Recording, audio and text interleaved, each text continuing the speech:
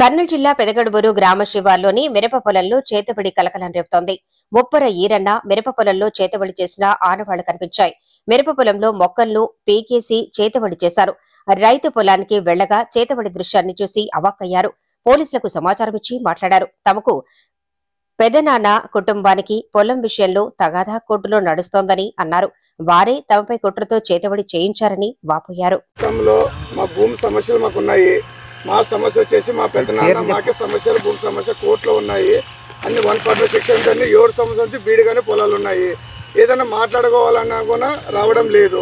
కానీ ఈ సమస్య చేస్తున్నారంటే గతంలో పైరు పంట చిన్నగా పంట వేసినప్పుడు నిమ్మకాయలు వేసి చుట్టబులు వేసి ఎస్ఐ గారు కూడా వచ్చి చూసిపోయినాడు. చూసిపోయిన తర్వాత అప్పుడు నా భార్యకి సైతి ఇప్పుడు కాలుతో తనుకొని బయట సైతి ఇప్పుడు వరకు సైతి ఇప్పుడు మన ఎర్నాల్లో డ్రిప్ పైపులు పోస్తుంటే డ్రిప్పుల పైప్ కింద 6 నిమ్మకాయలు ఒక బొమ్మను ఒక మా నాన్నకి సైలిపా ప్రతి ఒక్కరు సమస్య ఈ విధంగా చేస్తున్నారు. వాళ్ళ మీద కఠిన చర్యలు తీసుకోవాలి. ఇది చేసిన వారి పేరు కూడా మాకు తెలుసు. ఎందుకంటే పూర్ణచంద్ర వన్నీ పెదకరువులో తాత అంటారు అన్ని. ఆ మనిషి కాబట్టి వాడిని పట్టుకొస్తే క్లియర్గా మీకు బయటపడుతుంది.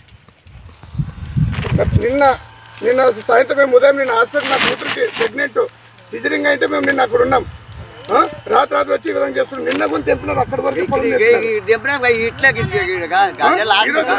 రాత్రే ఇది వచ్చింది. చెట్లు పెరిగిన చెట్లుగా నిన్న రాత్రి మొత్తం వచ్చి చేసినారు.